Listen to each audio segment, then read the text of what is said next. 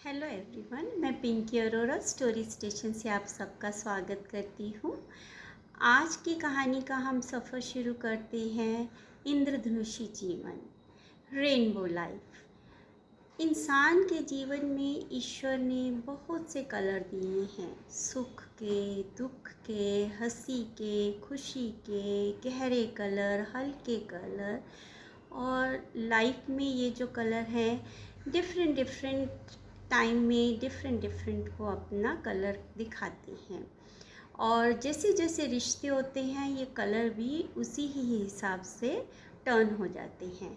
अब जैसे husband wife का रिश्ता है उसमें जो कलर्स हैं वो डिफरेंट कलर्स होते हैं। माँ बाप के जो रिश्ता है उसके कलर्स अलग होते हैं, बच्चों के कलर्स अलग होते हैं। तो चलिए हम जो है आज हम हस्बैंड वाइफ के जीवन में जो इंद्रधनुषी कलर्स आते हैं उनके बारे में बात करते हैं। तो एक राज्य में एक नव दंपति जो न्यूली वेड जो जोड़ा था वो रहता था। उन दोनों में आपस में अच्छा तालमेल था। वो दोनों अच्छे से अपनी लाइफ उन्होंने स्टार्ट की। वो दोनों में बहुत आपस में प्यार था। पर जैसे जैसे वक्त निकलता गया गृहस्थ जीवन में अपना वो लाइफ में जैसे जैसे वो घुसते गए धीरे धीरे उनमें थोड़ा डिफरेंसेस आने शुरू हो गए। छोटी छोटी बातों पे लड़ाई झगड़ा जैसे नॉर्मल सब में होता है तो उनमें भी शुरू हो गया। लेकिन वो जो झगड़ा था वो धीरे धीरे सुलझने की जगह वो बढ़ने लगा। वो जो डिफरेंसेस थे उनमें उनमें बढ़ने लगे। तो जो उनकी जो लाइफ जो परफेक्ट लाइफ थी वो थोड़ी डगमगाने लगी। उस वो जो तालमेल था वो उनका जो धीरे धीरे कम होना शुरू हो गया। और उनमें डिफरेंसेस जो है वो ज़्यादा दूरियां जो थी वो उनमें ज़रा ज़्यादा बढ़नी शुरू हो गई। यहाँ तक बढ़नी शुरू हो गई कि उन्होंने सोचा कि क्यों ना हम ऐसे लाइफ निकालने से तो हम डिवोर्स ही ले लें, अलग हो जाएं। लेकिन उन दोनों में प्यार बहुत था। तो वो जो प्यार जो था वो उनको ये चीज़ करने के लिए आगे नहीं बढ़ने दे रहा था।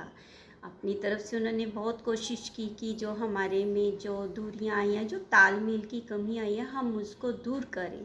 लेकिन कहीं ना कहीं उनसे चूक हो जाती थी। तो इसके लिए उन्होंने सोचा कि चलो हम किसी अच्छे से, किसी अनुभवी से, किसी एक्सपर्ट से हम जो है सलाह ले लें।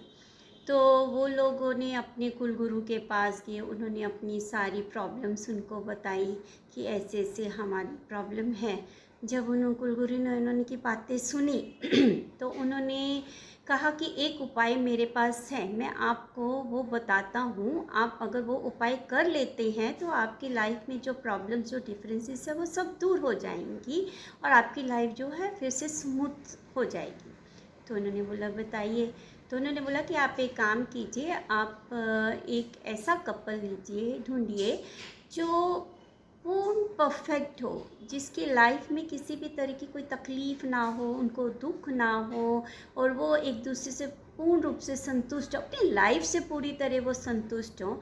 अगर वो ऐसा कपल आपको मिलता है तो आप उनका पहना हुआ एक जोड़ा आप अपने घर ले आइए और उसको अपने पास रख लीजिए और देखिए आपकी लाइफ कितनी स्मूथ हो जाएगी।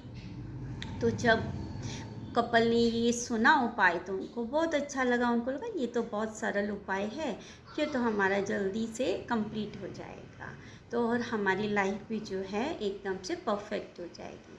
तो उन्होंने कुलगुरु से विद्या ली और वो अपने घर चले गए।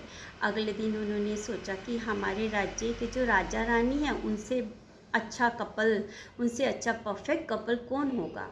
तो उन्होंने क्या किया, थोड़ी अप्रोच लड़ाई और राजा रानी के पास मिलने के लिए चले गए। राजा रानी के पास गए तो उन्होंने उनका बहुत आवभगत किया, अच्छा से उनको खाना खिलाया, उनके साथ टाइम स्पेंड किया उन्होंने उनके साथ में। और जब बातों बातों में उस कपल ने उनसे पूछा कि आप अपनी लाइफ में खुश हैं, तो राजा रानी बोला हाँ, ईश्वर का दिया हमारे पास धन धान्य, किसी बात की कोई कमी नहीं है, हमारी प्रजा बहुत अच्छी है, हम अपनी प्रजा के साथ खुश हैं। और जो हमारे इच्छा से ऊपर हमको ईश्वर ने हमारे को दिया है, किसी तरह की हमको तकलीफ़ नहीं है। तो ये दोनों ने सुना तो बहुत खुश हो गए, उन्होंने बोला चलो हमारा काम तो जल्दी निपट गया। तो उन्होंने फिर से पूछा कि आप अपनी लाइफ में पूर्ण रूप से संतुष्ट हैं, पूरा आप परफेक्ट हैं? तो जो राजा रानी थे वो दोनों थोड़े से उदास हो गए। तो उन्होंने बोला ऐसे तो हम ठीक हैं, लेकिन हमको एक दुख बहुत ज़्यादा है कि हमारे को जो है हम को संतान नहीं है, हमारे को बच्चे नहीं ईश्वर ने दिए हैं, हमको इस बात का बहुत बड़ा दुख है। तो जब ये चीज़ उन्होंने सुनी तो उनको लगा कि ये तो परफेक्ट कपल नहीं है। तो उन्होंने कुछ वहाँ बोला नहीं और राजा रानी से वहाँ से विद्या लेके वो वहाँ से निकले। तो उनको पता था कि एक और आगे जो राज्य है वहाँ पे एक धनी सेठ रहते हैं। तो उनको ये पता लगा कि उनके पास धन दौलत भी बहुत है, बाल बच्चे भी हैं, बाग परिवार भी है। तो उनको लगा कि वो जो कपल है वो बहुत खुश कपल है, तो हम उनके पास चलते हैं।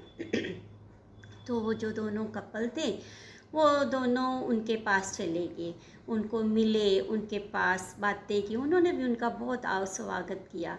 तो वो जब बातें कर रहे थे तो उन्होंने उनसे पूछा, तो उन्होंने जो बोला कि हाँ हमको कोई तकलीफ़ नहीं है, हमारे पास भगवान का दिया बहुत कुछ है, बाल बच्चे भी हैं, परिवार भी है हमारा, हमको किसी बात की कोई कमी नहीं है। तो फिर से उन्होंने क्वेश्चन किया, क्या आप अपनी लाइफ में एकदम से परफेक्ट हैप्पी हैं, पूर्ण रूप से संतुष्ट हैं?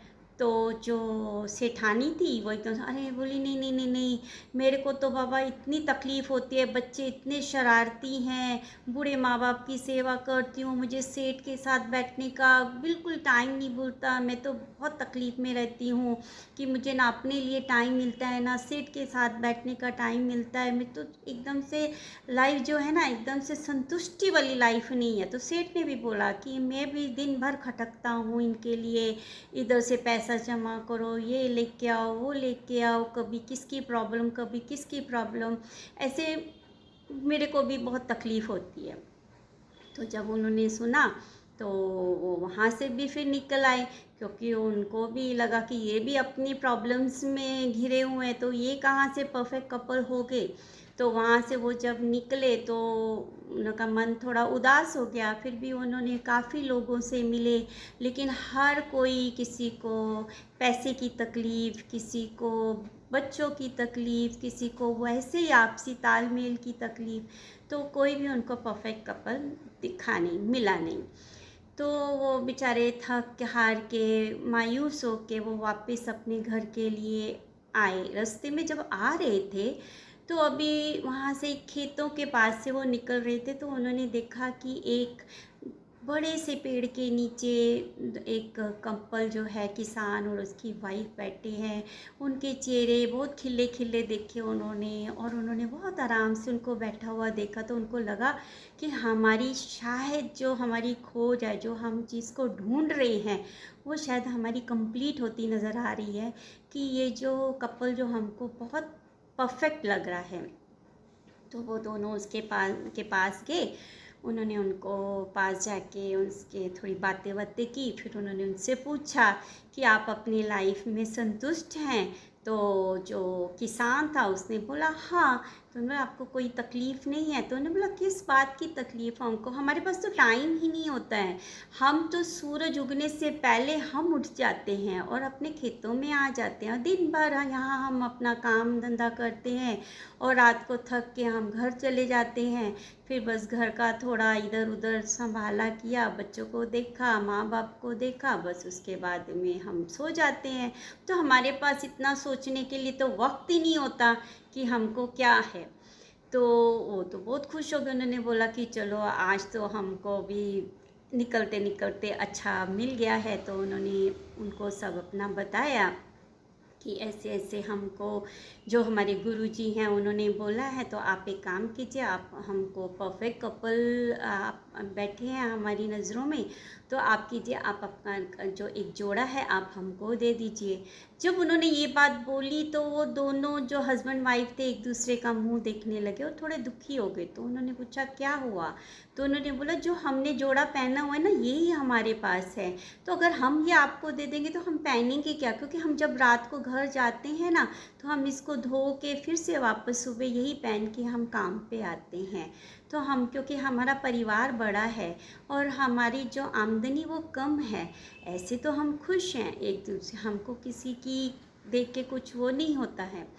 तो वो जब कपल ने उनका ये सुना तो उनके मन में एक चीज़ आई कि ये पैसों से भी दुखी हैं, परिवार से भी इनको देखो है, पर फिर भी ये अपने आप को संतुष्ट कपल बोलते हैं अपने आप को। तो उन्होंने वहाँ से वहाँ निकले, जब वो रास्ते में यही सोचते आ रहे थे कि हम किस चीज़ की तलाश के लिए निकले हैं।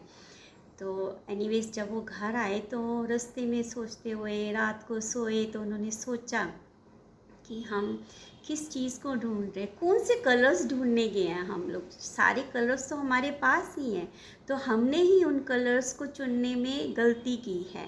तो उन दोनों ने एक दूसरे से माफ़ी मांगी। उन्होंने बोला कि आज के बाद जो है हम आपस में तालमेल रखेंगे, एक दूसरे के हम पूरक बनेंगे। तो जो इंद्रधनुष है उसको हम अपने ऊपर बिखेरेंगे। तो ऐसे ही जो लाइफ है जो है, कभी भी कोई भी इंसान जो है परफेक्ट नहीं होता है, हर एक इंसान में कोई ना कोई कमी ज़रूर होती है। और जो हस्बैंड वाइफ का रिश्ता होता है ना, वो खाली हस्बैंड वाइफ का रिश्ता ही नहीं होता है, उसके साथ बहुत से रिश्ते जुड़े होते हैं, माँ बाप का रिश्ता, भाई बहन का रिश्ता, बच्चों का रिश्ता, आगे उनके बच्चों का रिश्ता जुड़ा होता है। और अगर आप ये रिश्ते को संभालेंगे, अगर आप इसमें तालमेल बिठाएंगे, तो आप देखिए आपके जीवन में कितने अच्छे कलर्स जो हैं फैलेंगे। आप जो है, जो हस्बैंड वाइफ का रिश्ता है ना, उसके पूरक बनिए एक दूसरे के। आजकल की लाइफ में क्योंकि जो ईगो है, जो सब बच्चों में, आजकल के जो यंग जनरेशन है ना, उनके अंदर ईगो बहुत है। वो ये सोचते हैं कि आई एम परफेक्ट, गलत बात है। वो अपने को परफेक्ट बोलते हैं, नहीं, आपको बोलना चाहिए वी आर परफेक्ट। जब आप एक दूसरे को परफेक्ट बोलोगे, एक दूसरे के पूरक बनोगे, तो आपकी लाइफ हमेशा जो है कितने कलर्स से भर जाएगी ना। जो कलर फीके हैं ना वो भी गहरे होके आपके पास आ जाएंगे। और जो इंद्रधनुष जो आधा अधूरा है ना, वो आप कंप्लीट करके देखिए कि जो लाइफ जो आप आज जी रहे हैं ना, आप सोच रहे हो ना कि हम कंप्रोमाइज़ करें, ये कंप्रोमाइज़ नहीं है। ये लाइफ जब आप अपनी जिम्मेवारियां निभा लेंगे, जब आप बूढ़े हो जाएंगे और जब आप दोनों हस्बैंड वाइफ बैठ के चाय की चुस्कियां लेंगे और याद करेंगे अपने जीवन को, तो देखिए वो समय आपका अपना होगा। आप जो चाहें उस टाइम कीजिए, जो आपके मन में आएगा आप उस टाइम, क्योंकि आपकी जिम्मेवारियां ख़त्म हो चुकी हैं, आपके बच्चे बड़े हो चुके होंगे, वो सेटल हो चुके हैं। तो ये जो हस्बैंड वाइफ का जो लाइफ है, जो रिलेशन है, जो है ये एक दूसरे में पूर्ण है, संपूर्ण है, परफेक्ट है। अगर आप उसमें ढूंढेंगे ना तो आपको बहुत से कलर्स जो हैं एकदम से खिले खिले दिखेंगे। और अपनी लाइफ को भी आप ऐसे ही कीजिए। और मेरी उन यंग जनरेशन, उन यंग बच्चों से ये रिक्वेस्ट है कि आप प्लीज़ आप अपनी ईगो को एक साइड पे रखिए और आप जो है आप एक दूसरे के साथ अपना तालमेल बिठाइए। और आप देखिए फिर जब आप बूढ़े होंगे ना, तो फिर उस टाइम में आप देखिए आपको यही रिश्ता सबसे प्यारा लगेगा और आपको लगेगा कि यही तो हम एक दूसरे के साथ जीना चाहते थे, जो आज जी रहे हैं हम। तो इस टाइम को बचाने के लिए, इस टाइम का स्वाद लेने के लिए, इस टाइम को जीने के लिए आप आज की लाइफ को परफेक्ट बनाइए। यही मेरी आपसे रिक्वेस्ट है और यही मेरा आज का मोटिव है। सो आई होप आपको स्टोरी अच्छी लगी होगी। अगर अच्छी लगी है तो आप इसको लाइक कीजिए, सब्सक्राइब कीजिए और इसको आगे शेयर ज़रूर कीजिए, ताकि हम सब एक दूसरे के साथ परफेक्टली एक दूसरे के साथ बैठ के नई कहानी का आनंद उठा सके। Thank you so much. Thank you.